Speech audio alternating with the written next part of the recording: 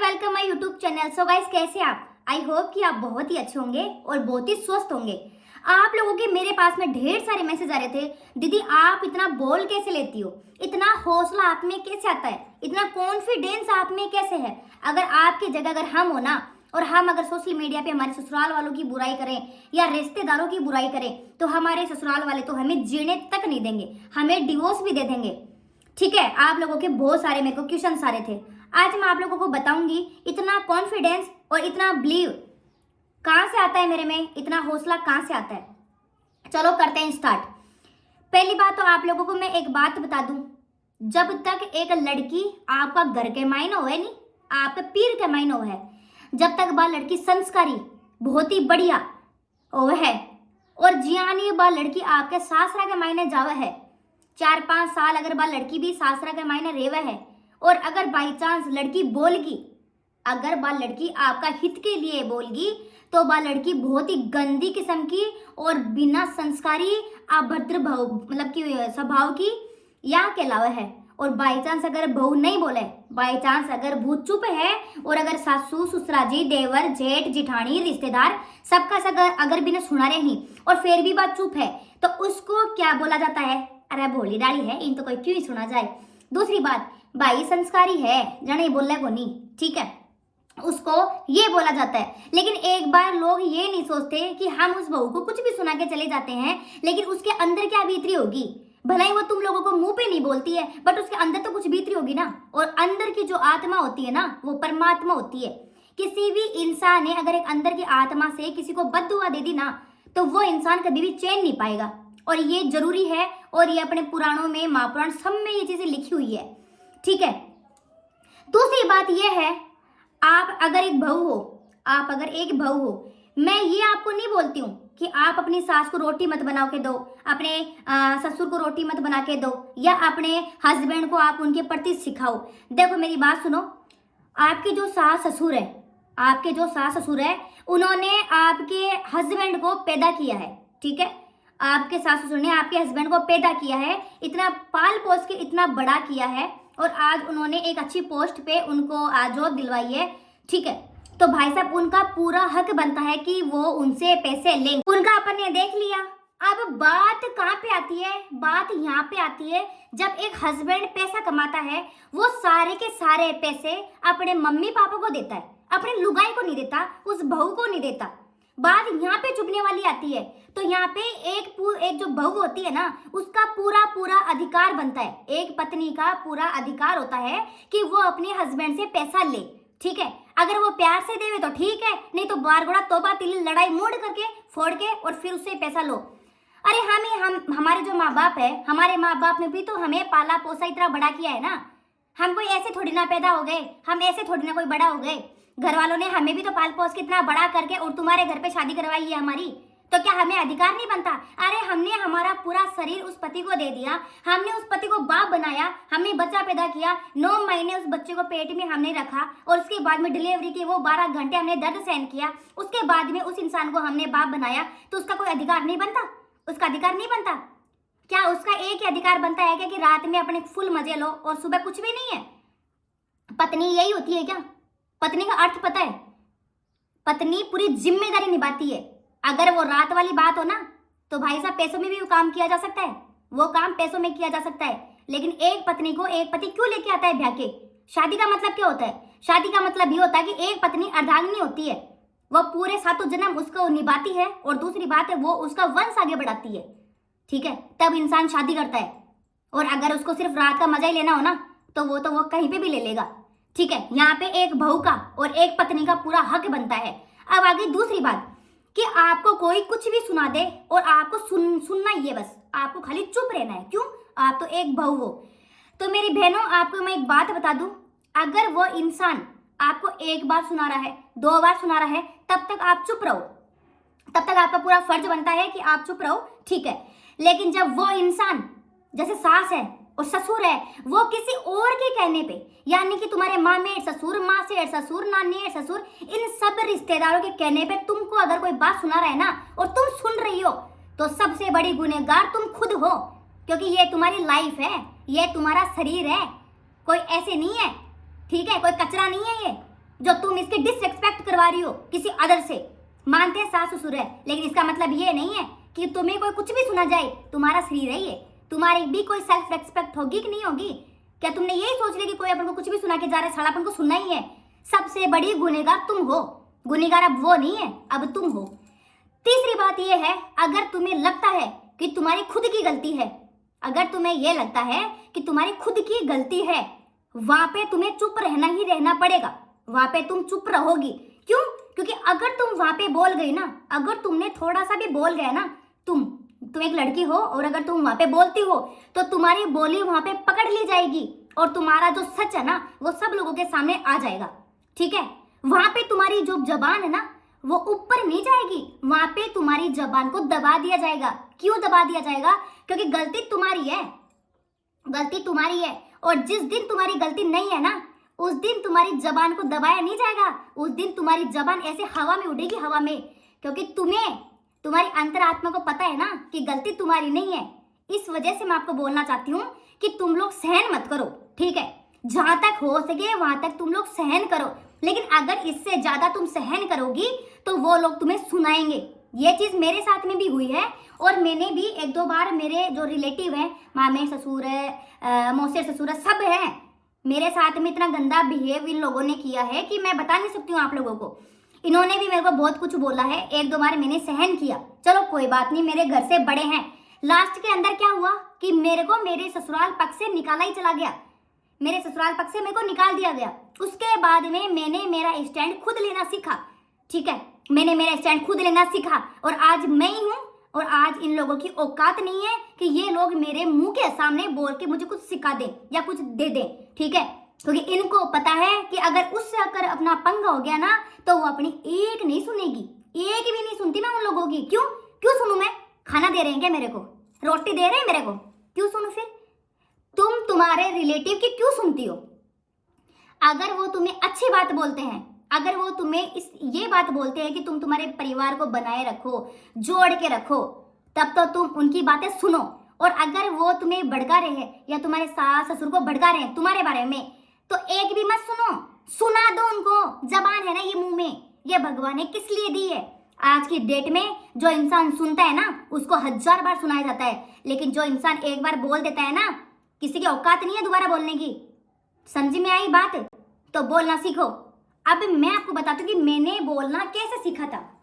तो चलो मैं मेरी बात आपको बताती हूँ, मैं इसे बोली कैसे मैंने स्टार्ट किया बोलना। 15 साल की मेरी उम्र थी। 15 साल की उम्र में मुझे कुछ पता नहीं था कि क्या सही है और क्या गलत है। मैं मेरे ससुराल गई, मैंने मेरे पतिदेव को बोला, मैं कहा भाई मुझे कंप्यूटर कोर्स करना है। उन्होंने मेरे को बोला कि हाँ बिल्कुल तू भी कर ले, कोई दिक्कत वाली बात नहीं है। और मेरे ससुराल में मेरे रिलेटिव का एक लड़का रहता था, मेरी सास के रिलेटिव का एक लड़का रहता था। ठीक है? वो भी कंप्यूटर कोर्स करता था, उसका नाम नहीं लूंगी मैं, वो भी कंप्यूटर कोर्स करता था और मैं आ गई थी तो मैं भी करने लग गई। वो मेरे घर में ही रहता था, मेरे ससुराल में ही रहता था वो भी। तो मेरे हस्बैंड ने मेरे को ये बोला वो बन्ना जी भी तो जा ही रही है तो तू भी उसके साथ में जाया कर। चलो कोई बात नहीं, हम दोनों डेली वहाँ पे जाने लग गए। एक बार उसने दारू पी ली थी, मैं आई और मैंने मेरी सास को शिकायत करी। मैंने कहा मम्मी, मैंने कहा ये बन्ना जी हैं, तो इन्होंने मेरी दारू पी ली। तो मेरी सास को पता था कि इसने दारू पी के रखी है, तो भी उसने मुझे झूठ बोला ना वो तो पीवा ही को न्या, तू ही छेड़ की तन तो न्यारी चौखी बांस आवे तन तो। मैं बोली, मैंने कहा मम्मी पी रखी है? कहे नहीं वो तो जूस पी रखी है एप्पल को, गजे तन तो चौखी बांस आवे। अरे मने तो बांस आ गई क्या क्या तो गाड़ी लाल हो रही है। ओगी जोरा मर्जी छोरा को पर जो ठोना मना लगाबो करते तो छही है के तो खानदानी है को जाए। चलो कोई बात को ना। दूसरे दिन उस लड़की को क्या मेरे से नफरत हो गई थी कि इसने हमारी दारू की बात बोल दी। दूसरे दिन मैं और वो हम दोनों कंप्यूटर कोर्स करने गए थे। ठीक है? और वहाँ पे मैंने उसको बोला, मैंने कहा बन्ना जी मुझे पानी पूरी खानी है मखा, आप घर वालों को मत बताना मखी, मैं खा लेती हूँ मखी आके। विजयनगर का मार्केट बहुत ही बड़ा मार्केट है, कोई छोटी मोटी सिटी नहीं है वहाँ पे। ठीक है? कोई छोटी मोटी सिटी नहीं है। मैंने और उसने हम दोनों ने पानी पूरी खाई। उस टाइम पे मैंने ये देखा था कि हमें किसी भी बंदे ने या ससुराल पक्ष में किसी ने भी हमें नहीं देखा पानी पूरी खाते। जैसे ही मैं मेरे ससुराल में आई और थोड़ी देर बाद में मेरी सास ने मेरे को बुलाया, बोला इधर आ। मैं बोली हाँ बोल। बोला तेरा शर्म को नहीं आवे? मैं बोली शर्म क्या की है मखा? कहे तू चना बड़े पानी पता से खा रही है, मैं देखी कहे। मैं बोली, मैंने कहा मम्मी थे कट्ठे देख लिया मखी मैंने। कहते शर्म आगे बात है, जब मैं खुद देखी ही। लेकिन उस टाइम पे मैं 15 साल की थी, मैं बोली नहीं, मैं चुप रह गई। मुझे पता था यार कि इतनी बड़ी सिटी में और इन्होंने मेरे को कहाँ से देख लिया। और उस टाइम पे जब मैं खा रही थी तो मैंने चारों ओर देखा था कि कभी कोई आ नहीं जाए, और कोई भी नहीं आया। फिर मेरे को पूरा पता था। उसके बाद में मैंने चुपके से उनकी बात सुनी, तो वो जो बन्ना जी थे वो सासू जी को सिखा रहे थे कि या तो यण की है भैया की है, जो भी था सब सिखाया उन्होंने। मैंने सुन ली, मैं बोली नहीं, मैं चुप रह गई, कोई बात नहीं, बढ़ने दो। उसके बाद में मेरी सास मेरे को बोलती है कि मैं ना सावंत को बताऊंगी कि तू पानी पूरी खा के आई। अब यार उस टाइम पे मेरे को थोड़ा सा इंसल्ट सा फील हुआ। मैं कहा यार नई नई शादी हुई है, अगर मम्मी सावंत जी को बता देंगे ना तो मेरी थोड़ी बेइज्जती हो जाएगी। मैं मेरी सासू जी के सामने हाथ पैर सब जोड़े मैंने कहा मम्मी आज के बाद में जिंदगी में कभी ऐसा काम नहीं करूंगी, मैं कभी भी ससुराल में पानी पूरी नहीं खाऊंगी, लेकिन आप सावंत को मत बताना ये बात। मैंने भगवान की कसम, जीण माता की कसम, मैंने खुद ने ये बात बोली थी उनको। मैंने कहा आगे से मेरी गलती होगी, आगे से मैं कभी भी ऐसा काम नहीं करूंगी, बट आप उनको मत बताना। चल ठीक है, को नहीं बताऊं। सावंत जी शाम ना आया घर के माई ने, शाम ना आया वे अया देख लो भी बेचारा ने पानी तक को गिलास को नहीं पिपा दियो, बिना पानी भी को गिलास को नहीं पिपा दियो। जिससे पहले तो भाया तेरी आलू गाय अठे गई भाया, या तो यहाँ का नाम है घूंघट काट काट के पानी पता सी खाई, तो शर्मी को ना हुआ तो सही है इनकी काटी चटोकड़ी हो रही है, अया है फलाना है। वो तो वो इंसान था, उस इंसान ने मुझे कुछ बोला नहीं। मुझे इतना गिल्टी फील हो रहा है, इतना गिल्टी फील हुआ मेरे को, बहुत ही गंदा फील हुआ मेरे को। लेकिन मेरे हस्बैंड बहुत ही अच्छे हैं, ये बात मैं आज भी कहना चाहूंगी। हाँ कभी कभी हमारे में लड़ाई झगड़ा हो जाता है, ठीक है, वो भी इन लोगों के चक्रों में होता है, बाकी तुम्हारे वो नहीं होता।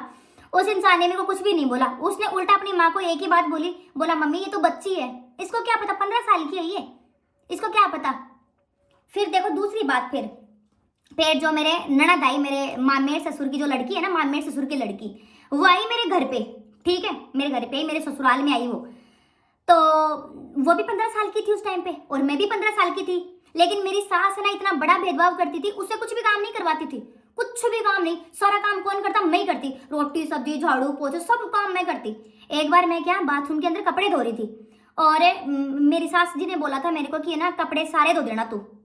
उन लड़कों के भी, उन बच्चों के जो 15-15 16-16 साल के बच्चे थे ना, उनके भी कपड़े मैं धोती थी। सबसे बड़ी बात ये, मैं खुद 15 साल की थी, लेकिन उनके कपड़े भी मैं धोती थी, ठीक है। तो मेरी सास ने मेरे को बोला कि ना इन सबके कपड़े धो देना। मैं बोली ठीक है धो दूंगी। मैं उस टाइम पे कपड़े धो रही थी, और मैंने खुद ने बोला उसको, मैंने कहा भाई साहब कि जितने भी कपड़े हैं आप मेरे को बाथरूम में लाके दे दो। मैं बाथरूम में घुस गई, मखा आप लाके दे दो। उस लड़की ने मेरे को किसी के भी कपड़े नहीं लाके दिए, उसने खाली एक ही ड्रेस लाके दी, और वो भी मेरी थी। मैंने पूछा भी, मैंने कहा कपड़े नहीं है, बोला नहीं भाभी सर नहीं है। मैंने भाई वो कपड़ा धो दिया और सुखा दिया। उसके बाद में मैं ऊपर चली गई सोने के लिए। मेरी सास भगी भगी आई ऊपर, बोला तेरे को शर्म नहीं आई। मैं बोली क्या हो गया मम्मी। बोला अब्बा का तो कपड़ा ही है, कपड़े अजीब टाबरा का कपड़ा तू धोई हो ना, तू तो खाली तेरा कपड़ा धोता कर नक्की होगी, बका कट्ठे जाएगा। मैं बोली, मैंने कहा मम्मी मत खी को ना, मत भाई बाईसा ने पूछो मका मत खींची मगी भाई, और कोई का कपड़ा हो तो मन दे दो मैं यार बे दिया ही को ना मगी मने जड़ा मैंने बेर हो जाए, तू कसी सती सावत्री चाहे, तू खुद ही एंड की चाहे, तो खानदानी एंड हो जाए। उन्होंने फिर मेरे को ये सारी बात बोली। फिर मैंने उस टाइम पे बाईसा को बोला, मैंने कहा बाईसा मैंने आपको ये बात बोली थी ना। नहीं भाभी साहब आपने मेरे को ये बात कहाँ पे बोली थी, आपने तो यही बोला था एक ड्रेस लाओ मेरे को। मैं कहा बाईसा झूठ क्यों बोल रहे हो आप, आज तो कम से कम सच बोलो। बट उन्होंने उस टाइम पे बिल्कुल भी सच नहीं बोला, बिल्कुल भी सच नहीं बोला उन लोगों ने। फिर मेरे बात ना धीरे धीरे मेरे बात चुभती गई। एक दिन मैं खाना बना रही थी मैं, तो जो रोटियां होती ना अपनी ठंडी रोटी जो बच जाती है, तो रोटी के मैं ऊपर नीचे तेल लगा रही थी। मैं कहा ये रिश्तेदार के जो बच्चे हैं मैंने कहा ये खा लेंगे। मैं कहा और भाई हमने तो हमारी जिंदगी में खाई है भाई, हम तो रोटी को फ्राई करके हम खा लेते हैं, हमारी कोई बड़ी बात नहीं है। तो मेरी सास आई कमरे के अंदर, जो मैं बना रही रोटियां, बोला ए रोटी क्यों बना रही है। मैं कहा मम्मी मैंने कहा बाईसा वगैरह और आया ही है, तो मैं कि टाबरान सुबह सुबह नाश्ता दे देशो। मैं कहा एक रोटी दे हो जाए, गरम बना रोटी दे। अरे तो मम्मी आ रोटी ना फ्राई कर दी तो गर्म ही तो होगी, तो शर्म को नहीं आवे। काल फिर ये मामी संजार बोलेंगा कि भाई मान तो भाभी साहब का मैंने 2 दिन लगे रोटी बना के खुआई है, मान तो ठंडी रोटी खुआई है।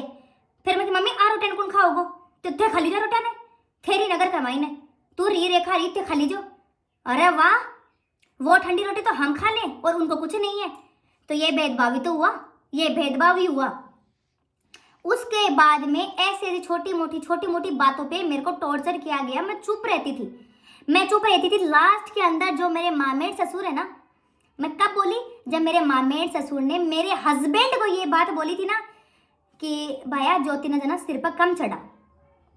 उस दिन से मेरे को ऐसी नफरत हुई कि कोई थर्ड पर्सन किसी बंदे को ये बात बोल रहा है कि तेरी लुगाई ने कम माथा पर चढ़ा। उस टाइम पे भी मैं उनको बोली नहीं, मैं चुप रही, सहन किया मैंने। नहीं बोलने का तो मैं बहुत कुछ बोल सकती थी कि लुगाई तो मैं ही हूँ और सर पर भी मैं ही चढ़ूंगी। कोई दूसरा की लुगाई तो कौन चढ़ पाए, सर पर चढ़ सके, चढ़ू तो मैं ही। बट मैं उस टाइम पे चुप रही, लेकिन मैंने सब लोगों की औकात देखी, मेरी सास की, मेरे ससुर की, और मेरे ससुर जी चुपचाप रहते थे, चुपचाप एकदम साइलेंट, कीप साइलेंट। जब घर का मुखिया होता है ना, वो चुप रहता है ना, तो उस घर में रोज लड़ाई दंगे महाभारत होना तय होती है। आई बात समझ में? लेकिन हमारे घर के जो मुखिया है ना, वो हमेशा चुप रहे हैं, और इसी वजह से मुझे बोलना, मैंने बोलना स्टार्ट किया। और आज किसी की औकात नहीं है आके बताए और बोल के बताए। एक बोलेगा ना 100 सुनाऊंगी उस इंसान को, और उन लोगों की औकात 1 सेकंड में बता दूंगी मैं। तो ये कुछ मेरा किस्सा रहा है मेरी बहनों। दुख दर्द मैंने बहुत सहन किया है। और ये जो आप लोग मेरे को बोलती हो ना, दीदी आप वीडियोस बनाती हो, आपको कोई बोलता नहीं है क्या? अरे मेरे को कैरेक्टर लेस बोल दिया था मेरे रिलेटिव लोगों ने। क्या बोलोगी तुम? इतना कुछ बोला था मेरे को, इतना कुछ बोला था कि मैं सहन भी नहीं कर सकती हूँ, ठीक है। लेकिन बस एक बात है कि हस्बैंड अगर सपोर्टिव हो ना, तो किसी की औकात नहीं है। बट मेरे हस्बैंड ने मेरे को एक ही बात बोली थी कि तू वीडियोस बना और हम तेरे फुल सपोर्ट में हैं। मेरे हस्बैंड ने मेरे को ये बात बोली। आज भी मैं एहसान मानूंगी उस इंसान का कि उस इंसान की वजह से आज मैं वीडियोस बना पा रही हूँ। मैं, मेरा जो भी सपना था वो सपना मैं पूरा कर पा रही हूँ।